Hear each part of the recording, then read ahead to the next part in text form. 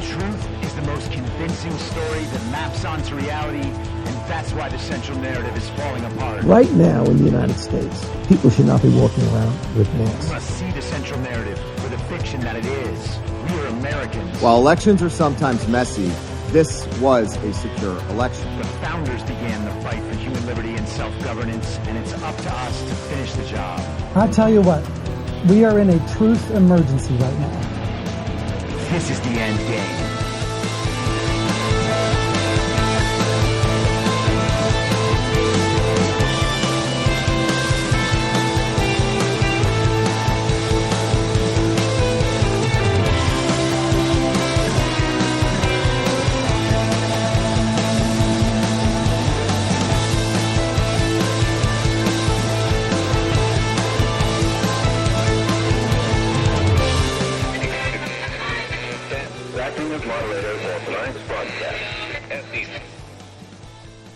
It's Thursday, January 18th, 2024, the 1093rd day of dystopia. I'm your moderator, Chris Paul. Let's be reasonable. A warm welcome and hello to all of you listening to the podcast on the day of its release. The only way to do that is by becoming a paid subscriber at imyourmoderator.substack.com. You can do so for as little as $50 a year or $5 a month, and in doing so, you will be supporting me, the work I do, and this show as it expands. And if you can't, or you simply don't want to, continue listening to the podcast for free a couple days later on a wide variety of podcast platforms, and of course, Rumble. All I ask is that you share it with your friends. You can find the links to the podcast, the writing, the social media, and the merch site by visiting linktree.com/I'mYourModerator. So this week we have been talking about elections around the world. We talked about the Taiwanese election that was held last weekend. We talked about the upcoming Russian election in March. And we've been talking about the Iowa caucuses and these fake GOP primaries that will lead ultimately to the November 2024 election. Now, will it be a real election, or are we in store for another fake election? It's hard to say. Could we have a fake and rigged election that is transformed into a real and authentic and legitimate election through the process of review, thus requiring our attendance and our votes? Yes, we could. And in that case, it would make sense to go vote in this November 2024 election and the primaries that precede it, because you would want to lay down the evidence that you intended to, and by all appropriate measures, did participate in that election. Thus, your vote should be counted, and the winner, according to real, lawful American votes only, should be put into office. Now, do I expect that will happen? I don't know. I have no current reason to believe it will happen. So many things could come up between now and November 5th, 2024. We have 9.5 months until then. Every day seems like a new revelation, something to wake up the normies, something to push us further ahead in our quest for the truth. That happens to be years ahead of the normies' quest on an informational timeline. Now, we may be missing important details. We may be a long distance from catching up to real time down every possible vertical on every single issue imaginable. It is impossible to get all of that information into one brain to the point where it would be possible to live in real time relative to all those issues and thus have the knowledge necessary to conduct the affairs of the world. That is a godlike sort of knowledge that even the regime can only attempt to replicate through AI. There is no way we can get there, but we can still understand the concept in the abstract. There are still ever higher truths and realities that we can engage and embrace and attempt to understand. And as higher and higher realities are revealed to us, the ultimate reality that we face will be God.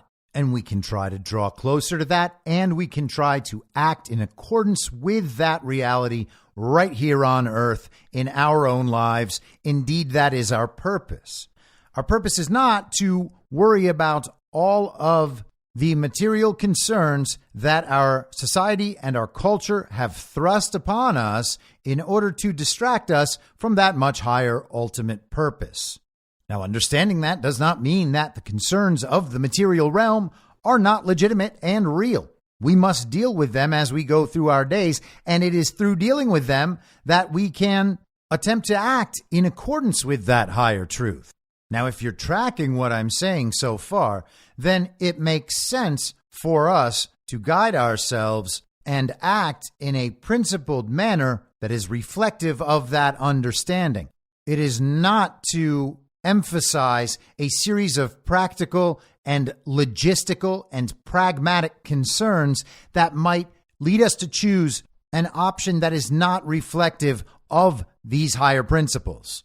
If we understand what is right, we should pursue what is right, not make excuses that it's too difficult to achieve or too difficult to convince others to pursue, or that it's disallowed by some agency who wrote some regulation. And the more time I spend observing this process and watching how people argue for certain positions, the more it seems to me that arguments made emphasizing practical and logistical concerns are being made that way because they don't actually reflect any principled concerns. I'm often confronted by worries about normies not being able to understand something, or people being too lazy to adopt a new technology or process or mindset and paradigm. We are supposed to understand that idealistic and principled outcomes are not achievable. And so, as an act of realism, we should not even encourage their pursuit. What we must do is focus on short-term pragmatic concerns, because the only way we're ever going to achieve those big goals that reflect our principles is to first look after all of those pragmatic, logistical, practical concerns until everyone agrees it's time to finally pursue those big goals that reflect our principles. And then on top of that, because the normies can't understand the calculus that brings us to these decisions, because they're unfamiliar with the facts, they're unfamiliar with the argument, they don't even pay attention to any of it. We have to engage with them in the false reality as if the fiction they live in is real, in order to convince them to do something that will help us improve the situation for everyone. Basically, we're just going to lie to them a little bit to get them to do something in real life that will accomplish those short-term, pragmatic, logistical goals that might then one day allow us to pursue those big goals based on principle, assuming that we can then convince all those people we've lied to that really all of this was for a higher purpose. I am consistently told that all of this makes great sense and that this is how we should go about our lives, lying to people who don't quite understand what we understand in order to get them to do what we want. Now, you might think, I don't do that. What is he talking about? I don't do that. And that's interesting. You are a member of my audience, so there's at least some chance you don't do that. But there's also a bunch of you that absolutely do that. Now, I'm not saying that makes you a bad person, but I am saying that maybe, just maybe, we should really think this thing through a little further. And if you don't know what I'm talking about yet, well, it's something that I discussed over the weekend at GART, the Great American Restoration Tour. The first panel of the event on Friday morning last week featured myself, Zach Payne, a.k.a. Red Pill 78, and Ash in America. We were discussing election fraud and local politics. And the discussion, as most of these discussions do, centered around what we should do in 2024 in regard to this general election, assuming that we have one, which I do not assume. So the first thing that's important here is that I do not assume we are going to have an election. If you don't know the event is even going to happen based on circumstances totally beyond our control, it would be insane to focus all of our energy on accomplishing some task in this as yet hypothetical event. Now, that might make perfect sense to you in general, but you might also say, well, wait a second. This election is almost definitely happening. It is a very low probability outcome that something like a very deadly pandemic or an attack on the energy grid or some other massive American crisis might occur, causing us not to have an election. And that's all good. That's fine. I'm not absolutely convinced that that is a low probability outcome, but I'm fine to accept it for the sake of argument. We probably will have an election. Elections are important, and therefore the attention we focus on that election is entirely warranted and justified. Now, I would agree with that if the elections were legitimate, but they're not legitimate.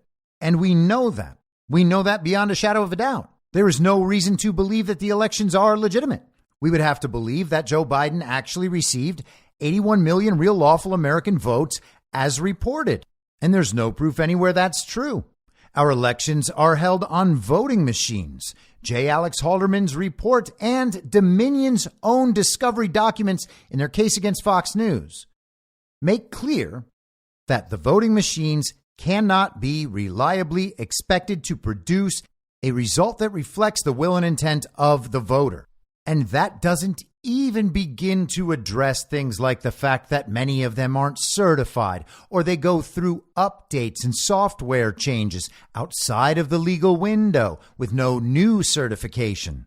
They're totally vulnerable to outside manipulation. They can be changed via attacks online, but they can also be changed just by switching USB sticks. We know that elections are controlled and manipulated at every step of the process. The regime controls the voter registries, and the voter registries are fraudulent. They control the printing and sending out of ballots. They control the collection of ballots, being the only people that know where all those ballots went. They control the casting of votes and the counting of votes for all of those ballots, and in enough locations to change the outcomes of elections. There's election fraud in all 50 states, and they have set up a massive lawfare apparatus in order to make sure that the fraudulently achieved election results stick. Now, even if you disputed some part of this, and I don't know which part of this can be disputed, these statements just are true. But let's say you disagree, you don't believe that our elections are infiltrated and manipulated in this manner. You think everything works just fine. There are some mistakes along the way, but in almost every scenario, votes are counted in a legitimate fashion, and the proper winner is the representative of the people each and every time. Well, we still aren't allowed to check. And on that basis alone, that means that we must trust the good faith and competent execution of each and every step of these spectacularly complicated election processes in 3,000 counties around the country. We just have to trust all of the people involved, all of the apparatus, and every element of our judicial system to believe that you have cause to trust the reported outcomes of our elections. But I digress. So let's say you are certain we're going to have an election and you're certain that our elections are legitimate, just for the sake of argument, obviously knowing that they are not legitimate. But even under those circumstances, you are still missing the point of the exercise if you think every aspect of American life should be devoted to electing a president who will then come in and save us. Our government is meant to be of, by, and for the people. That means that we must be engaged and we must take responsibility. The election doesn't end and then everything just goes back to normal. I don't see how people have developed this viewpoint where they think everything is about getting Trump back in place, because at that point, he's just going to fix it all. Now, I have great faith in Donald Trump. I have great faith in the plan he has put in place. I would agree with you that things are aligning very well to take care of all those problems. Again, I'm the guy who thinks that we are at the dawn of an American Renaissance. I believe that we are entering one of the greatest ages in the history of the world. I am incredibly optimistic about MAGA and America First and Donald Trump. I'm with you on all of that. But that does not mean that everything is done and fixed and solved if the television tells us that Donald Trump won a rigged election. Now, first of all, just as a practical concern, if and when Donald Trump is confirmed and publicly understood to be the winner of this election, assuming that we have one, assuming that the truth of 2020 isn't known by then, and truthfully, you could wipe out this entire argument just by proposing that will definitely happen. If that definitely happens, this entire argument is 100% moot, which is just another compelling and great reason not to be focused on it in the first place.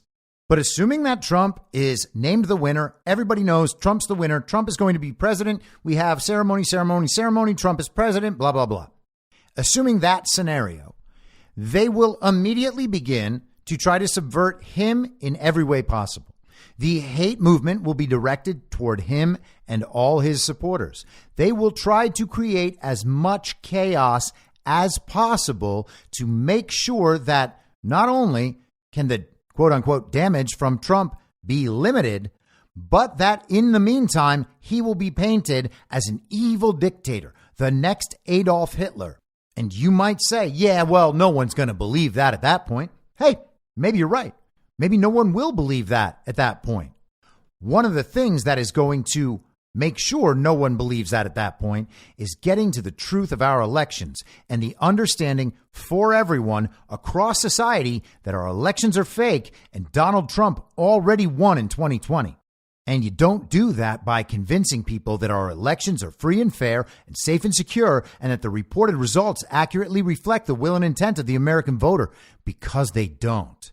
And if you're going to lie to them about that or ignore that fact while telling them to devote all their time and energy to winning a rigged election in November of 2024, well, you are misleading people in extraordinary ways based on A, just complete, total, blatant dishonesty, and B, the assumption that you can and should decide that it is acceptable to mislead people about what our elections do in order to, quote unquote, win one of these elections by communicating and understanding that doing so is going to fix everything else. Now, I think you may be able to tell from the tone of my voice that there is no point at which I am going to encourage that sort of behavior. I am not going to determine that people are stupid and unable to understand complex thoughts.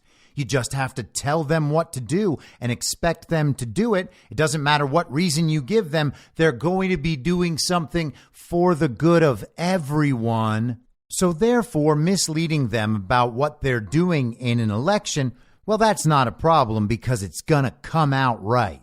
So here is essentially what I said at GART. I haven't re-listened to my comments, so I'm going off memory. But the argument I made is essentially, I will not tell anyone that we are having real elections when I know them to be fake elections. Now, that doesn't mean that I'm saying no one should vote, although I'm also not one of those people that's saying, yes, you have to vote. Because the continued participation in a system we know to be rigged and illegitimate is actually legitimizing the system. That is not some argument that can just be wiped away. They're telling us the system is fraudulent. They have shown us repeatedly that they steal elections, and yet we still show up to the polls. So what does that tell someone who is evil? That tells them we'll just keep doing it. Somehow people are convinced that it's possible to win a rigged election, seizing power in a rigged election, and then fix everything. Now, I know this brings us into uncomfortable territory, but we have to go there nonetheless. We are told that if we all go, if enough of us go, then we will overwhelm the algorithm and cast more votes than they could ever possibly fraudulently produce, leading to a win. Now, could they possibly produce more fraudulent ballots than we could ever possibly produce voters? Maybe. I don't know. Maybe. They produced 20% more reported votes than had ever been cast in any American election in history, and everyone believed it. And people say, well, we must have overwhelmed the polls in 2016.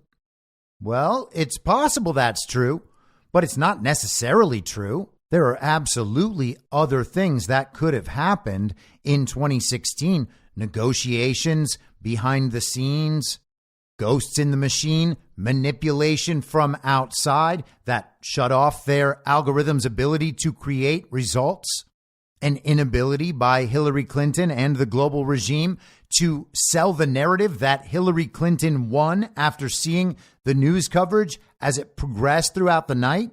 Now, I don't know which, if any, of those alternative explanations are true, but the point is that it's not necessarily so that we overwhelmed the fraud in 2016 and just couldn't do it in 2020 with 12 million more people voting for Trump, by the way. But regardless, the idea that us having a philosophical conversation about the morality of voting in a rigged election is going to somehow discourage people from voting and then cost us the rigged election, that's crazy. Especially when it's 9.5 months from now. Convincing people that an election can produce a legitimate outcome and encouraging them to participate on that basis, knowing that the outcome is nearly guaranteed not to be legitimate, isn't going to make them more likely to reject the illegitimate outcome of that election. It will make them less likely to reject it. And that is what we saw in 2020.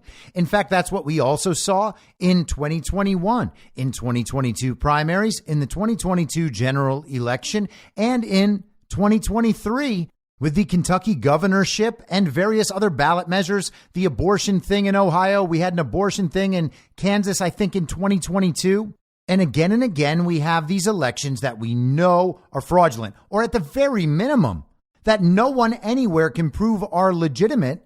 And we keep depending on the outcomes and analyzing the outcomes and centering our whole lives around those elections.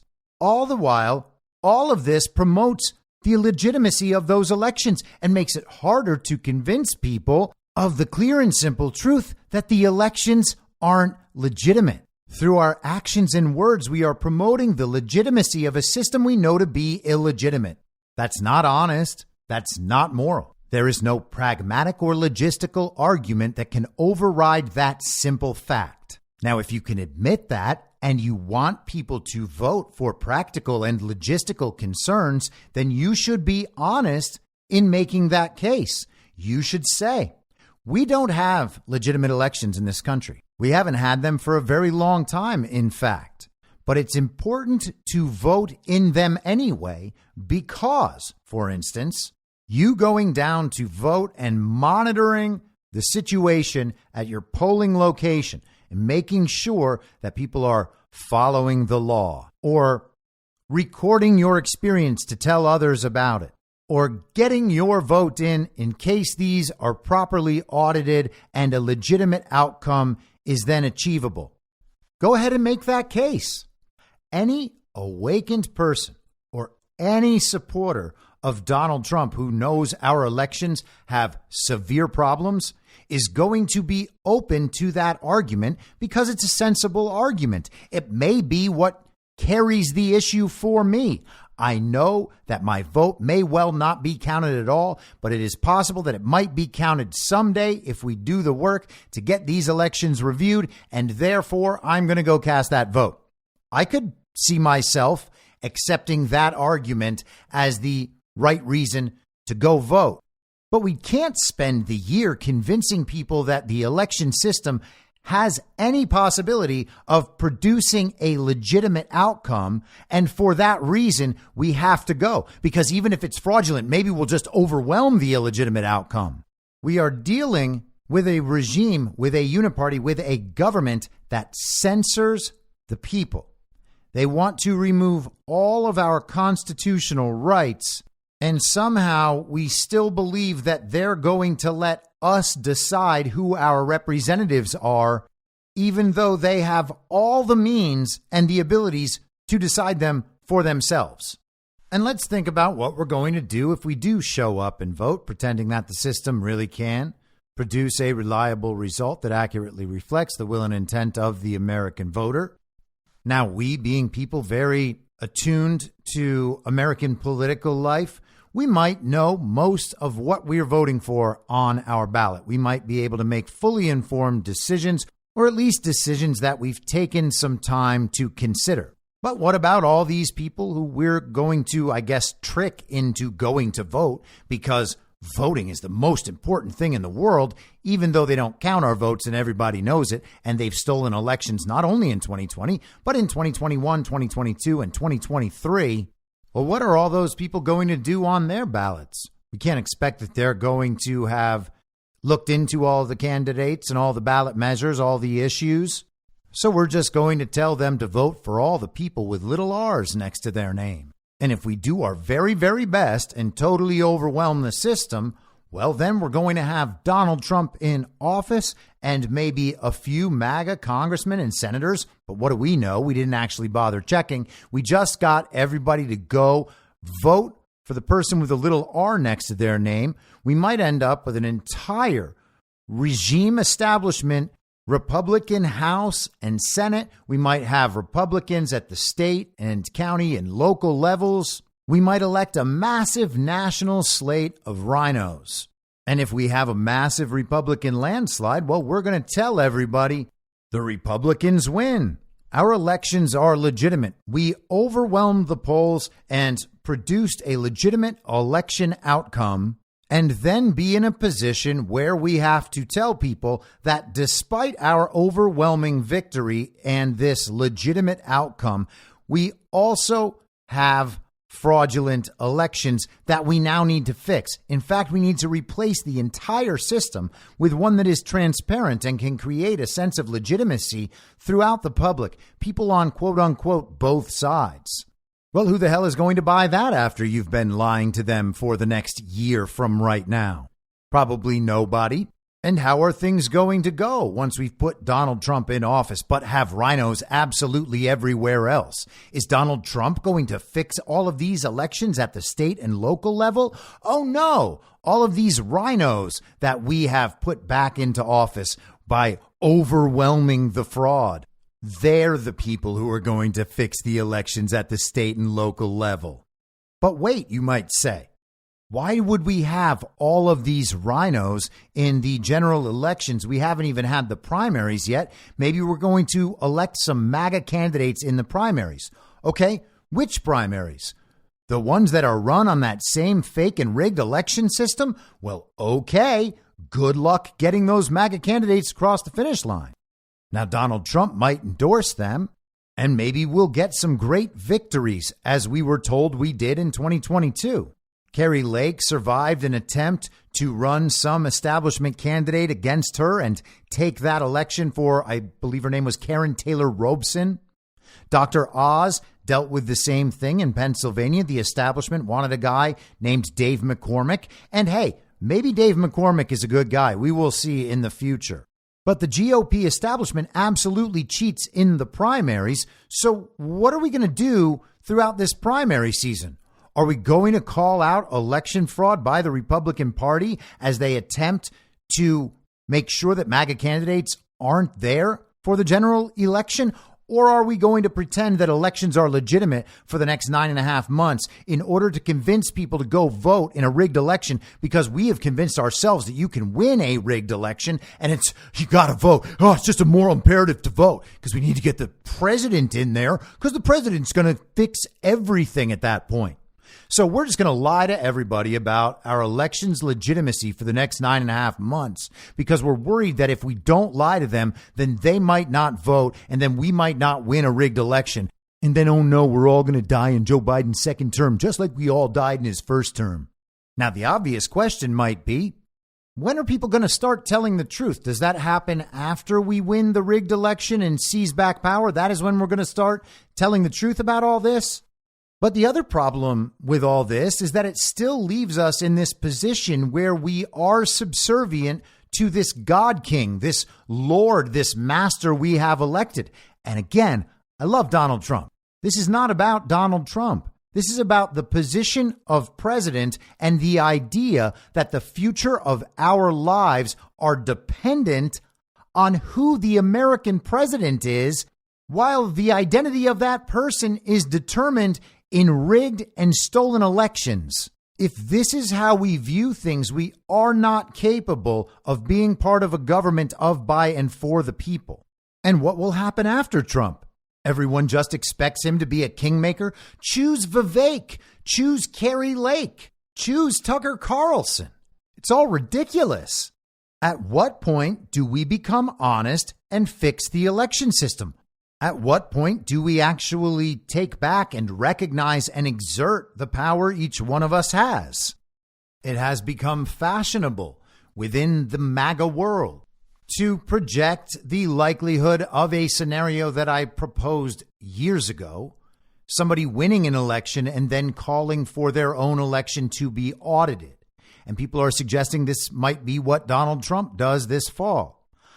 I said in early 2021 that Ron DeSantis should be doing that in Florida.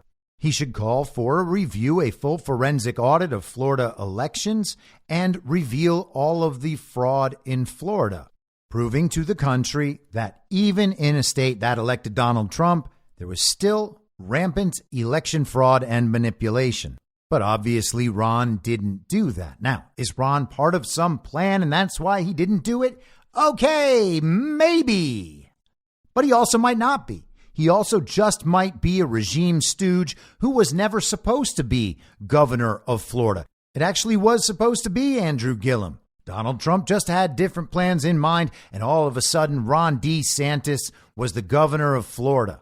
And it would have been Gillum guiding Florida through COVID, not Ron. And Ron, having come up short in his first attempt at Florida governor, would swoop in on the back of going against the mainstream COVID agenda, riding into the governor's mansion on a great wave throughout 2022, and 6 months later announcing his bid for president as the hottest conservative superstar in all the land. He would have surely won the hearts and minds of conservative America, having never heard of this guy, watching the disastrous Andrew Gillum guide Florida throughout COVID, his reputation destroyed by scandal. He was caught in a hotel room with a gay escort and a ton of meth. Ron DeSantis was going to ride in and clear all that up. A hero throughout COVID, an anti-wokeness crusader, just the right man to fix Florida, a new national name who now announces that he will be a GOP candidate for president, and the entire country, sick of Donald Trump, chooses Ron, and Ron goes into this 2024 election. It's entirely possible that Ron DeSantis is exactly that person, and that is exactly what was supposed to happen. But whether Ron is a good guy who is just following along with a plan, and that plan prevented him from pursuing election fraud in Florida after 2020, or if he is just a regime stooge, the truth is that for whatever reason, he has not done the things he could have done to let the entire country know that our elections are stolen, and that's true even when we win. Now, for whatever reason, people think it is some sort of revelation to consider that Donald Trump might be announced the winner and then might call for an audit of his own election, a scenario I've been discussing for a very long time. And they're putting forth the idea that because that scenario might happen, we should convince people that it probably will happen and that regardless, it's important for them to vote in the election, pretending it's legitimate or might be legitimate, despite the fact that we know it's not legitimate, and despite having no idea that Donald Trump, if announced the winner, would then go out and demand an audit of the elections. Now, I would even grant you that it is a high probability outcome that if Donald Trump is announced the winner, he would still say that our elections must be reviewed and fixed in this country. But all of that is still a hypothetical stacked on top of another hypothetical. And to take advantage of either of these hypotheticals, the strategy is that we lie to people about our elections right now. Now, what would be the positive outcome of that scenario where Donald Trump is announced the winner and then he calls for an audit of the elections and that audit is done? What will that then convince people of? Oh, it'll convince them that our election system is designed to produce rigged and fraudulent outcomes so that the regime can select whoever will be in office whenever they want in whichever elections they choose. And at that point, well, then everybody's going to know that our elections really are stolen. But thank goodness Donald Trump didn't steal it. So he's still the president. But, oh, man, what about all those Republicans in the majority and those Democrats in the minority who we have put into Congress, even though they didn't win a legitimate election? What do we do with all them?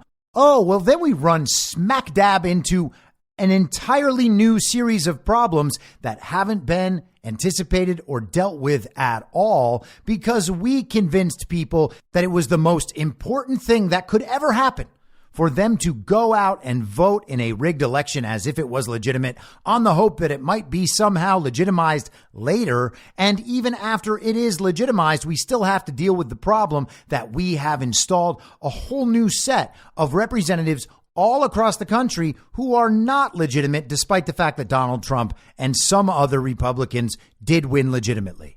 I mean, thank goodness we have focused on the pragmatic and logistical concerns rather than making principled cases to people and handling this whole situation honestly, right? But let's return a second to that possible outcome. The lesson of the post-election victory review would be A, Donald Trump is not inclined to cheat because he's the one calling for the full, transparent audit. And B, everyone would know our elections are fraudulent and rigged and irredeemable through this current process, and they would push for change that will be enacted by who? Who is going to enact that change? All of the representatives we install in office as a result of those illegitimate elections that are then reviewed? Do we kick them all out of there? Through what? A legal process that goes through years of review and appeals and litigation? And how would we replace them? With a new election system? Which election system? When is it installed? How will it be installed? Donald Trump can't control what the states do with their election system. So who's going to fix the elections in those states? Who is going to make it so that state representatives and local representatives, city representatives, county representatives are all legitimate? Who is going to do that at the state level after we have spent the next 9.5 months convincing them that they are about to vote in a legitimate election and that they should expect their vote to be properly counted and that it will carry the day? Now, if you want to assume that all of the people making the argument that we must tell people they're voting in a legitimate election and we must increase turnout, we must do the whole Scott Pressler thing where we go around the country getting more people to register for the Republican Party, giving the Republican Party their data, that we need to set up a ballot harvesting ring so that we can compete with the Democrats for all of those ballots, as if it's not just a uniparty that controls the whole thing. We're really just helping out the uniparty right in that scenario, wasting countless hours in the process. I brought this example up at GART. I said, what if we have 1,000 people sign up to work on that ballot harvesting effort, and each one of them goes and gives 100 hours over the next 10 months? Let's call it 10 months just for easy math. That's 10 hours each month, 2.5 hours every week. That's not an unreasonable amount of time to volunteer if you're going to volunteer. So 1,000 volunteers, 2.5 hours a week for the next 10 months. We have about 100,000 hours of volunteer labor from patriotic American citizens acting in good faith. And all of that work will be directed toward a pointless cause that cannot affect the outcome and only supports a system designed to allow for the theft of elections. Now, is that view 100% certain? No, it's not. I am not absolutely certain that's what's going on, but there is at least a chance that's what's going on, and there may even be a high probability chance that that's what's going on. If there is some heroic outcome to pretending that the solution is voter registry and ballot harvesting, well, okay, but I don't see that. The voter registry numbers, the higher they are, that allows the regime to communicate to the American public that more people turned out and voted. That's part of the justification for the reported results we had in 2020. There were so many people out and voting. We had so many voter registrations. We are preparing the weapon that the regime will use against us. And we are doing it because we are afraid to have a principled conversation and an honest conversation about what's happening in our elections, preferring instead to focus on logistical, pragmatic concerns. Because we assume that other people, not us, are too stupid and too unwilling to actually make difficult decisions and try to contemplate and understand difficult issues. And we're assuming all that for a time 10 months from now on all of these hypotheticals that may never come to pass. Again, it is deeply immoral. But if you want to assume that all of the people making these arguments and pushing this viewpoint forward are doing so in good faith, then at the very minimum, I would suggest that they haven't thought this through.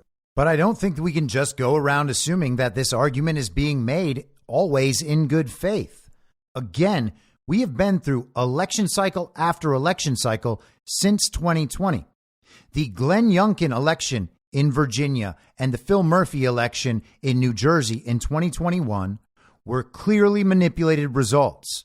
We were told there was a red wave in Virginia on the basis of anti-wokeness after those wins, and that we should all have faith in our elections.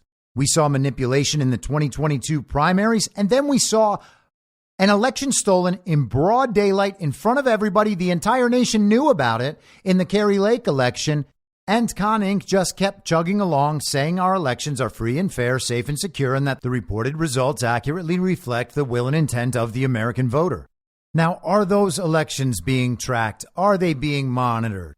Well, I certainly believe they are. I definitely hope they are and expect they are. But I believe they are. And in that case, going out and voting can be practically the right decision. Despite that, we can still operate on principle, and we can be honest, and we can tell people, hey, you know what? Your vote might not be counted. In fact, an algorithm might make it so that your vote only counts for 3/5 of a vote. You will be treated exactly how those slaves we always hear about were treated. But don't worry, you're not a slave. You are a free person. You're just no longer entitled to your constitutional rights or your human rights. And oh yeah, they can change how much your money's worth whenever they want. And if you don't pay them rent for being alive, then they can put you in prison. Apologies for the tangent, but the point is, regardless of whether or not there is a practical reason to be voting in elections that we know to be rigged, it is still our responsibility to tell the truth about those elections. And you can deny all the various claims about election fraud and think that they're all just a psyop to trick everybody. But at the very, very bottom of that is the irrefutable truth that there is no proof anywhere that Joe Biden received 81 million real lawful American votes, and we're not allowed to check. There isn't an American in this country who should be satisfied with that. We are being controlled by a wholly unelected bureaucracy who serve not the people, but the agenda of a global regime. They have careers for life as federal government bureaucrats, and they collectively get to write the rules about how you're allowed to live. That is not only a debasement of the Constitution, in that your elected representatives, your congressmen and senators, are supposed to create the laws, always in accordance with the Constitution, but it's also ushering in the end of our country. And its legitimacy is supported by the fact that we still believe our elections are legitimate.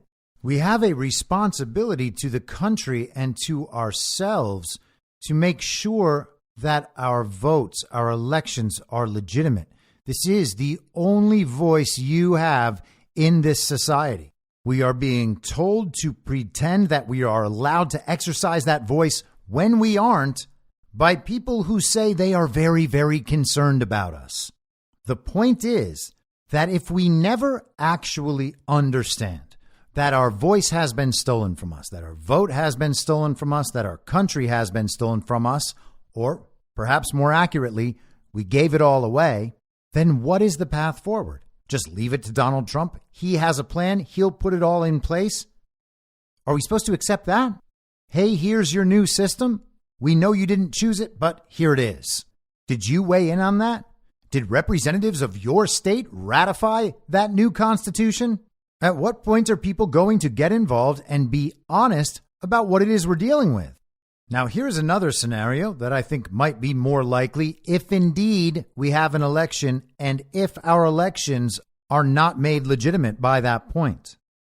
It seems to me that we are in the midst of an irreversible trend toward the American people accepting and eventually loving Donald Trump as we do.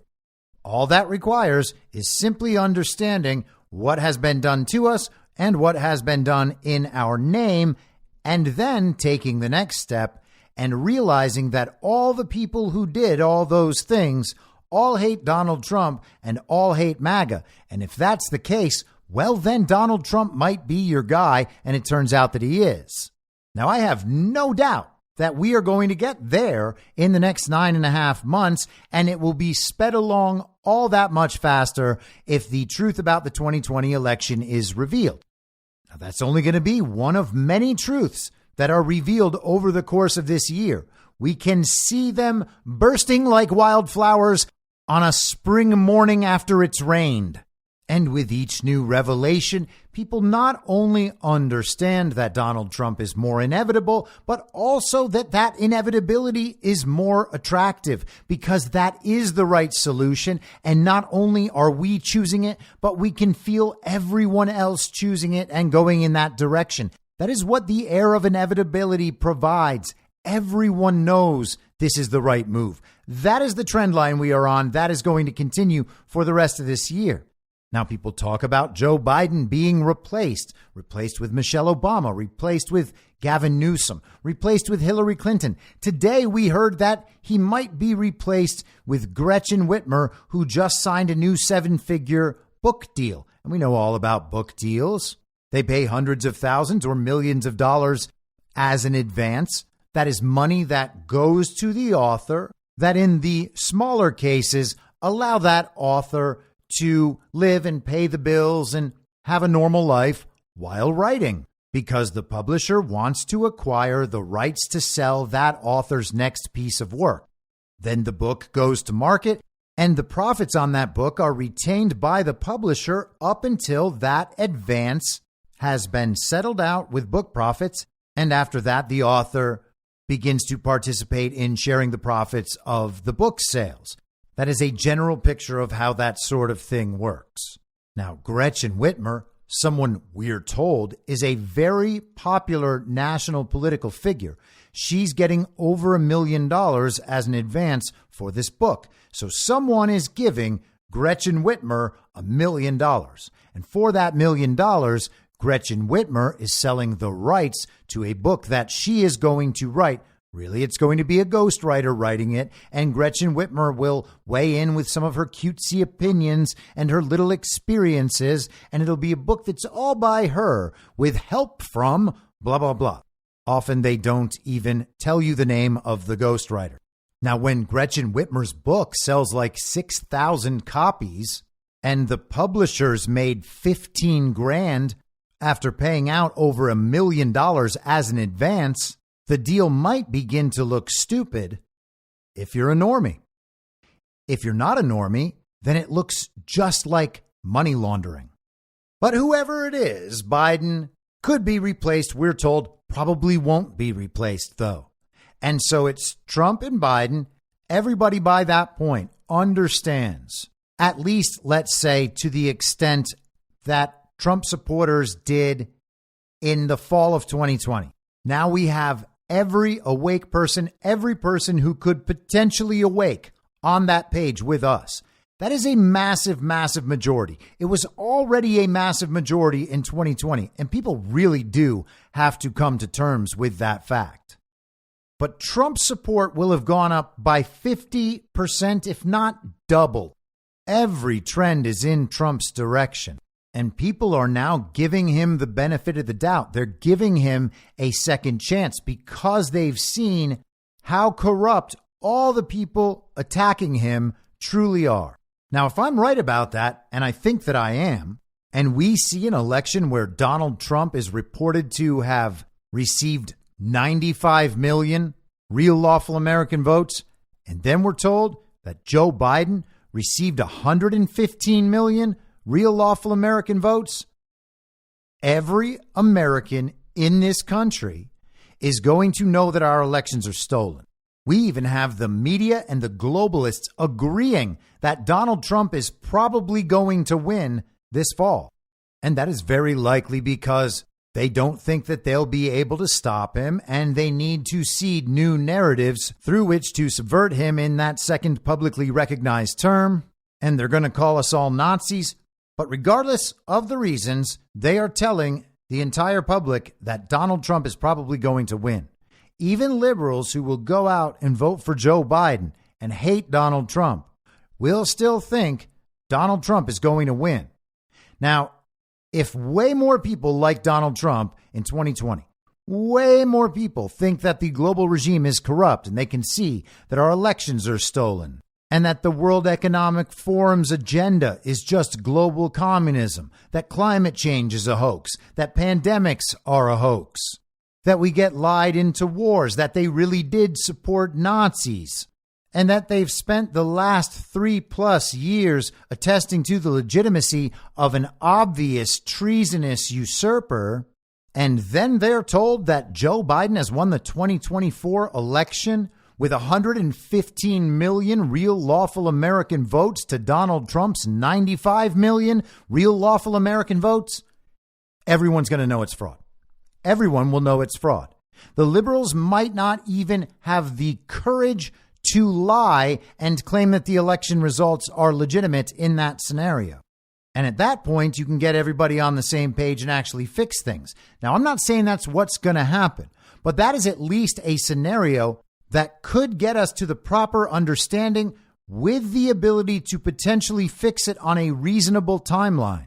Because ultimately, the court of public opinion is what really matters. Elections, if they are rigged, if they are manipulated, if they are illegitimate, are not about who gets to tally the most fake votes. They're about what the public is prepared to believe about itself and who it has selected to lead them.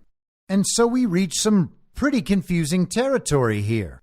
If they can manipulate the outcome like that, that calls into question every election that has ever been held anywhere, and it certainly calls into question every single election at every level across the country in these 2024 elections. Just that result reported invalidates all of it in people's minds. No one will believe that, and then we end up in a situation where either certain leaders have to be prepared for the outcome or the people need to know how to respond. Are we better prepared or worse prepared for that eventuality if we have spent the next 9.5 months lying to people about the legitimacy of our elections and what they must do and on what basis they must do it? I would suggest we are worse prepared. I would also point out that once again, the realization from going through this process and having that outcome is that our elections are stolen and that the winners are selected and that any level of election fraud can be produced. Now, all those claims are things that all of us discovered in 2020.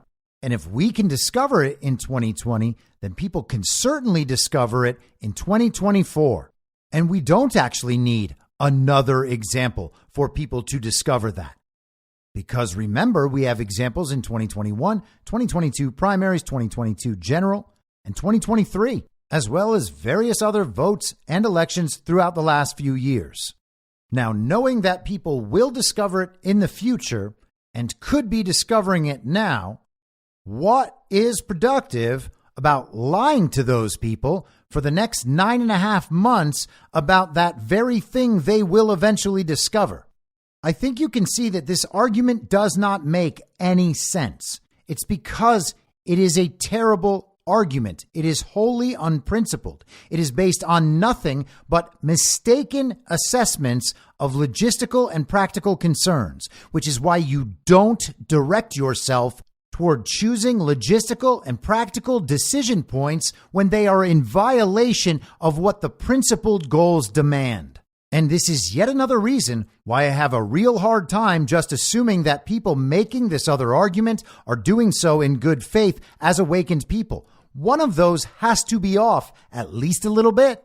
Now, there are absolutely ways to convince the American public that our elections are stolen this year, well in advance of that 2024 general election, and it is possible that we could put in a streamlined and simplified system prior to November 5th, 2024, or potentially delay the election long enough so that system can be implemented.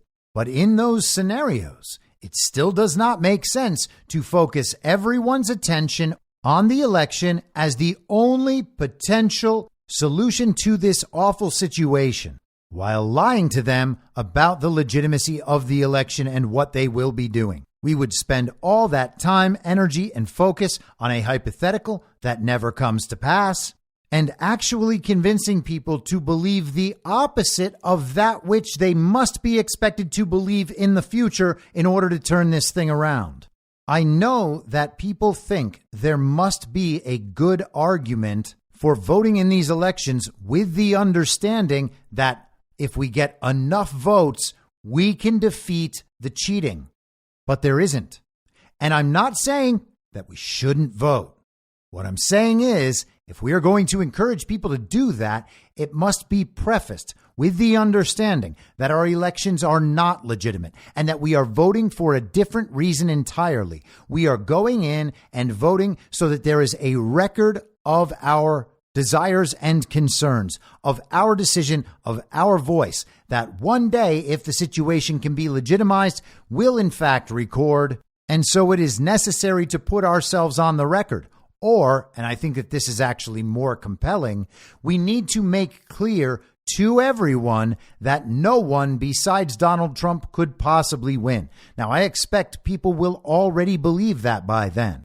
And I imagine that the regime has now understood that in full, which is why they are anticipating and planning for a future that includes Donald Trump being recognized as President of the United States of America once again.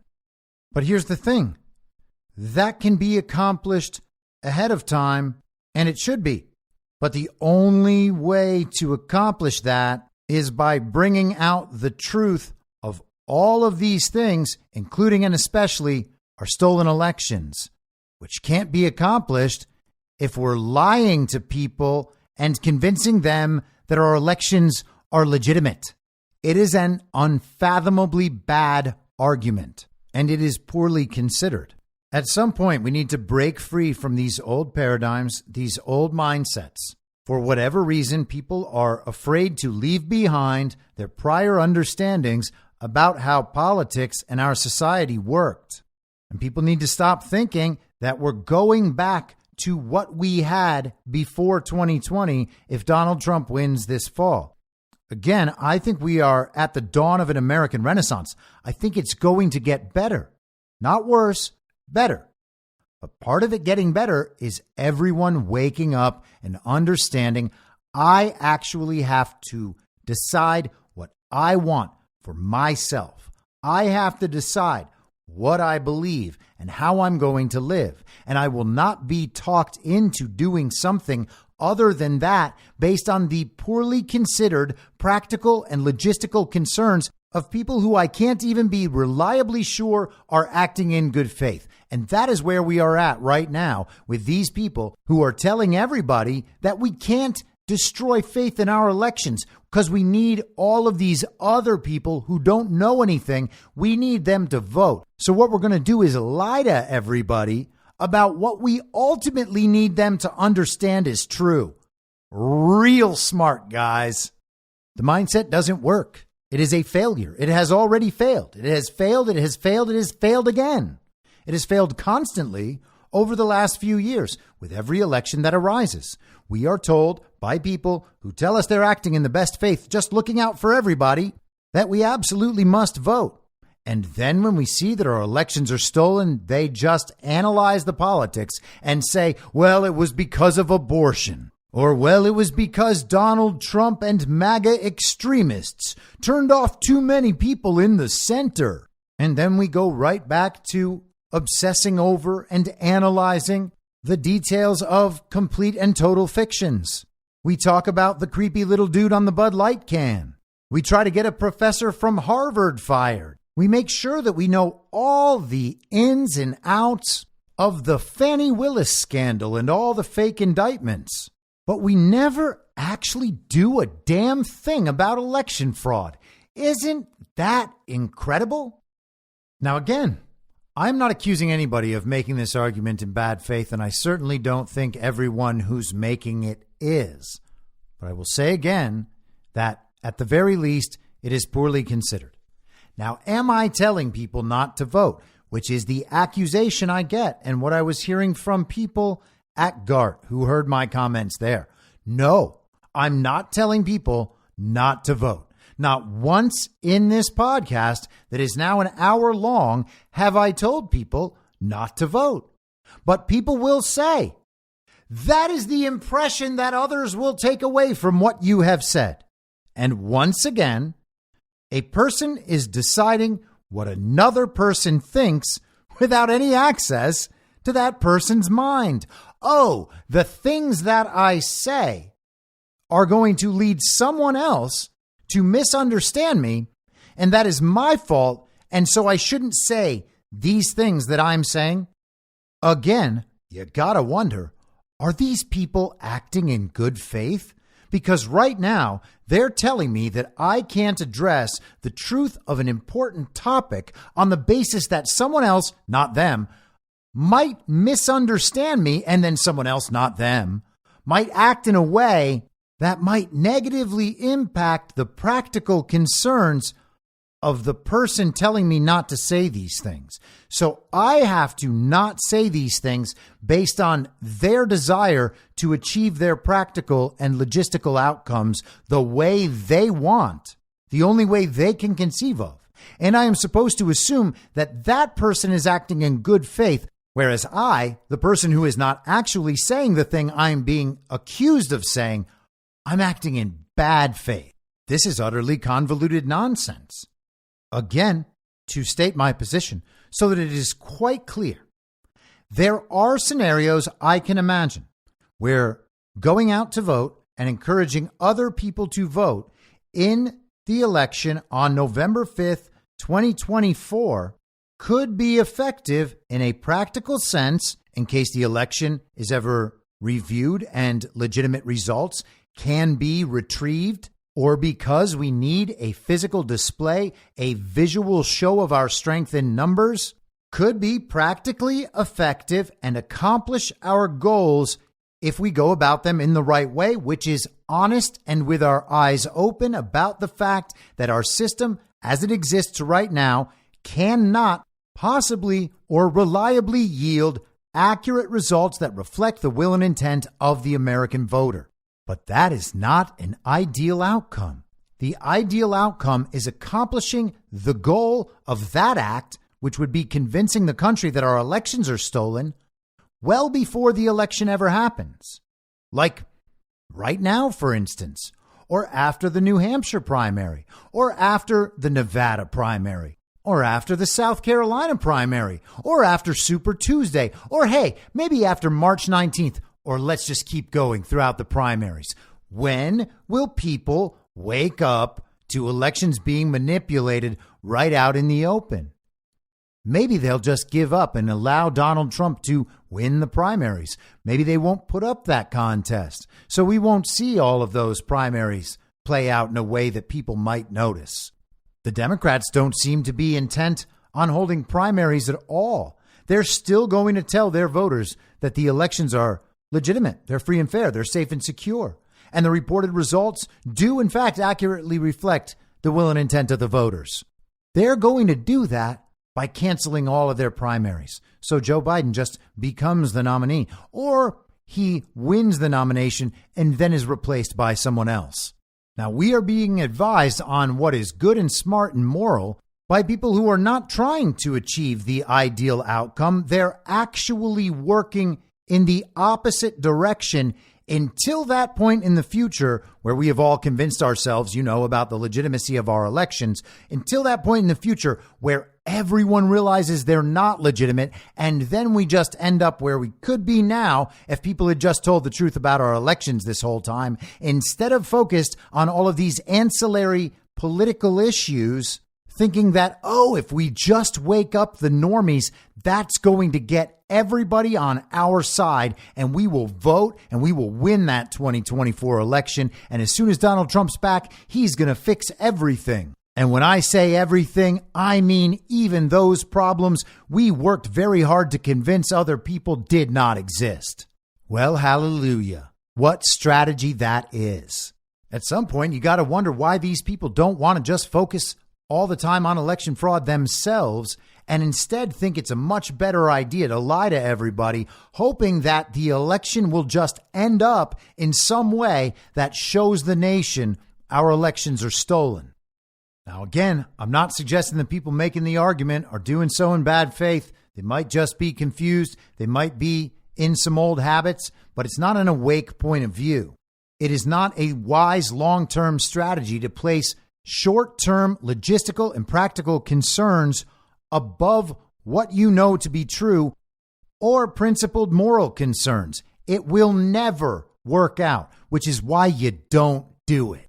At some point, we're just going to have to lose the training wheels and begin thinking and deciding for ourselves. There are people on our side who are scared to talk about election fraud until the TV tells everybody that our elections are stolen. That is the same standard being used by standard issue villagers on the uniparty left. And we have people operating on that value set, pretending to be awake. I don't get it. In every scenario you can think of, just ask yourself, would we be in a better position right now if more people had spoken up and spoken the truth about this issue? In every single scenario, the answer is yes. And we are being convinced not to do it for reasons because we're told, based on no evidence whatsoever, we are told we will achieve a better outcome in this 2024 election if we just avoid the truth for another 10 months. Sorry, but it makes no sense. And beyond that, it is beneath our dignity as humans and Americans. We should respect ourselves and one another enough to tell the truth and figure out how to do the right thing with our eyes open in an honest fashion. I'll be back tomorrow at the same reasonable time on the same reasonable podcast network. I don't have a network. Masks and lockdowns don't work. They lied to you about a pandemic, and Joe Biden will never be president. In my mind, that's the end game. If you're listening to this episode for free, you can support me and support the show and the work I do by signing up for a paid subscription at imyourmoderator.substack.com.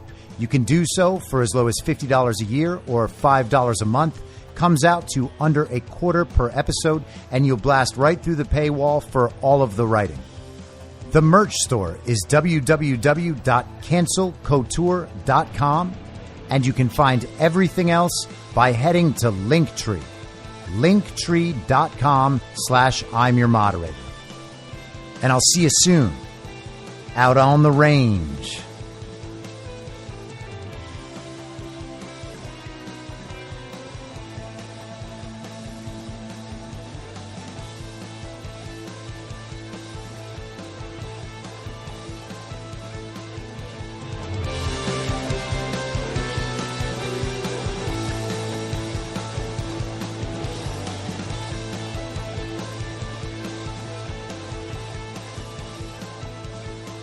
It's